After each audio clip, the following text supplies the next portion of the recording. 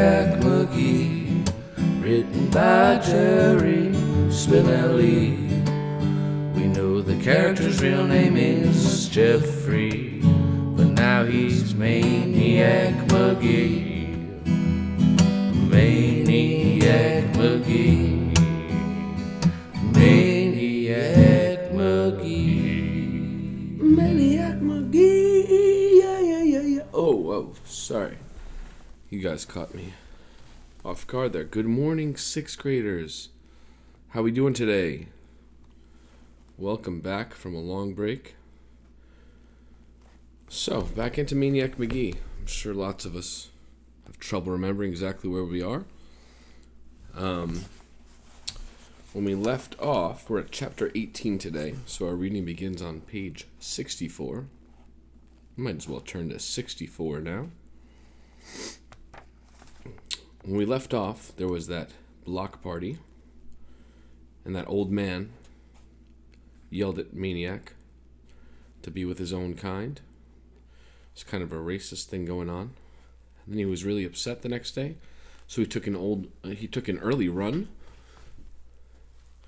and Amanda and her brother and sister met him out on that run and tried to distract him from coming home, but he did anyhow. And on page 63 it ends with Mrs. Beale was out front with the yellow bucket, soap suds spilling over the brim, a stiff bristle brush in her hand.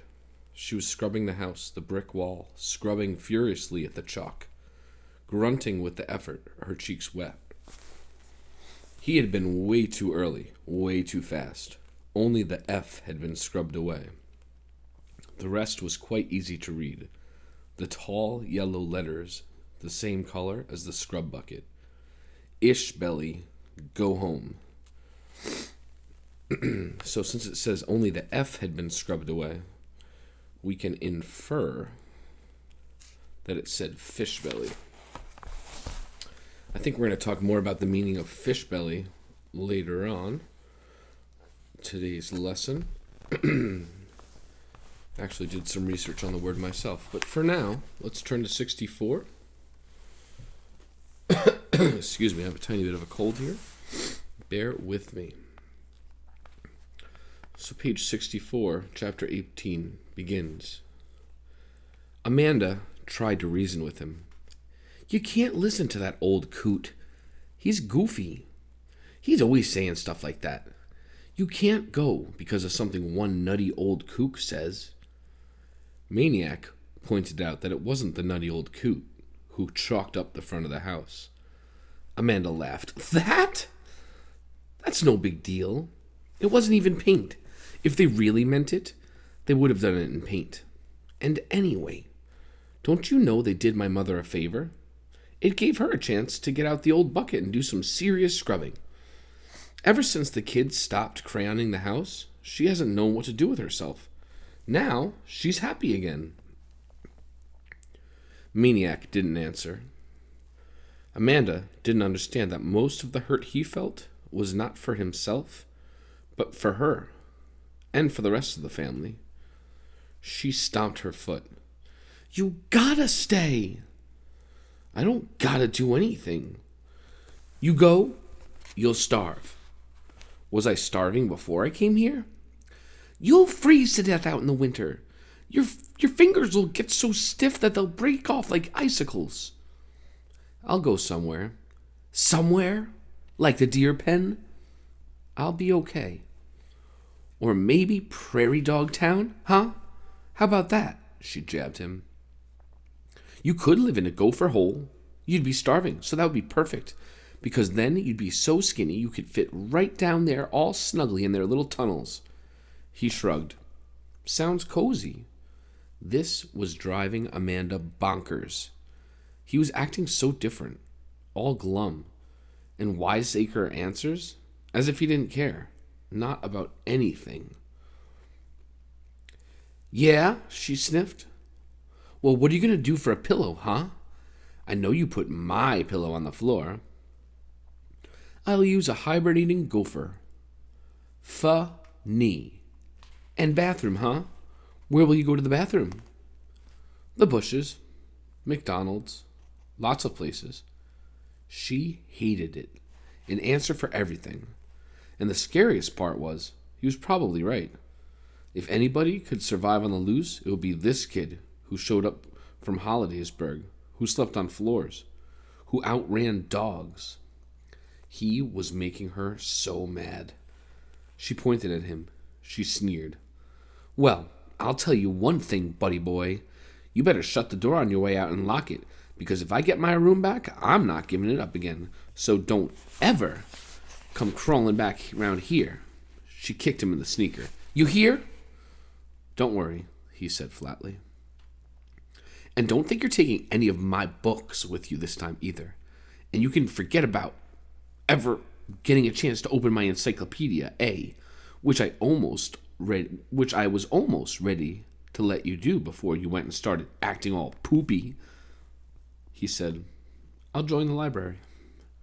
She jumped up. Ha! You can't. No, you need a library card. I'll get one.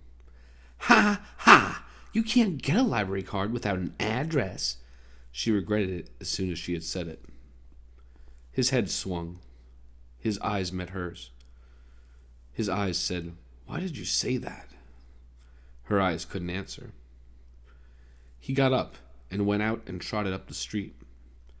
Amanda cried. She tore a magazine in half. She punched the sofa. She kicked the easy chair. She kicked Bow Wow. Bow Wow went yelping into the kitchen. See? She yelled at the front door. See what you made me do, Jeffrey Magee? Jeffrey, maniac, crazy man, bozo Magee.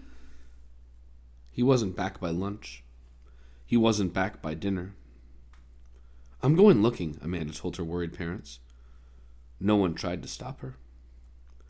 She rode her bike all over, East End, West End. She even went over to Bridgeport, practically got herself killed on the bridge. She never pedaled so much in her life. She didn't come home until after dark. When her parents headed upstairs to bed, she asked if she could stay up to watch TV. They looked at each other and said, okay. She was nodding off in the middle of some late movie when the door opened, and in he walked. What are you doing up so late? He said. I'm incubating an egg, she snarled. He shrugged and went upstairs. She closed her eyes and smiled. Next morning, a little kid from 3 blocks away came knocking at the front door. His yo-yo string had a knot fat as a mushroom. As Amanda watched Maniac tackle the knot, an idea slithered into her brain.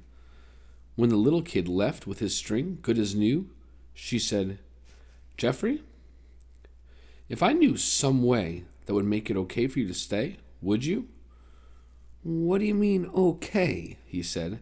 I mean that even if there's 1 or 2 people who aren't too wild about you now, and that's all there really are, that even they would like you, and everybody else who already likes you, they'll like you even more. Purely out of curiosity, Maniac replied, how's all that supposed to happen? Amanda told him about Cobble's knot.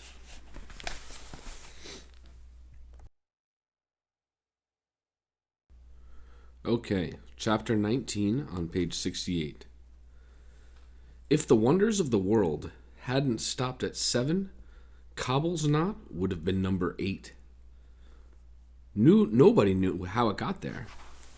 As the story goes, the original Mr. Cobble wasn't doing too well with the original Cobble's Corner Grocery at the corner of Hector and Birch. In his first 2 weeks, all he sold was some Quaker Oats and penny candy. Then one morning, as he unlocked the front door for business, he saw the knot. It was dangling from the flagpole that hung over the big picture window, the one that said Frosted Foods in icy blue and white letters.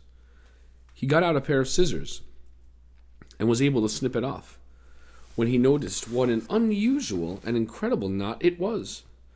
And then he got an idea. He could offer a prize to anyone who untangled the knot, Publicize it. Call the newspaper. Winner's picture on the front page. Cobble's Corner in the background. Business would boom. Well, he went ahead and did it.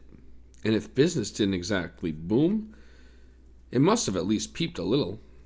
Because eons later, when Maniac Magee came to town, Cobble's Corner was still there. Only now it sold pizza instead of groceries. And the prize was different. It had started out being 60 seconds alone with the candy counter. Now it was one large pizza per week for a whole year, which in time made the knot practically priceless. Which is why, after leaving it outside for a year, Mr. Cobble took it down and kept it in a secret place inside the store and brought it out only to meet a challenger. If you look at old pictures in the 2 Mills Times, you see that the knot was about the size and shape of a lopsided volleyball. It was made out of string, but had more contortions, ins and outs, twists and turns, and dips and doodles than the brain of Albert Einstein himself. It had defeated all comers for years, included J.J. Thorndike, who grew up to be a magician, and Fingers Holloway, who grew up to be a pickpocket. Hardly a week went by without somebody taking a shot at the knot and losing, and each loser added to the glory that awaited someone who could untie it. "So you see," said Amanda, "if you go up there and untie Cobble's knot, which I know you can, you'll get your picture in the paper, and you'll be the biggest hero ever around here, and nobody'll mess with you then." Maniac listened and thought about it, and finally gave a little grin. "Maybe you're just after the pizza, since you know I can't eat it," Amanda screeched. "Jeffrey! The pizza's not the point!" She started to hit him. He laughed and grabbed her wrists, and he said, okay, he'd give it a try.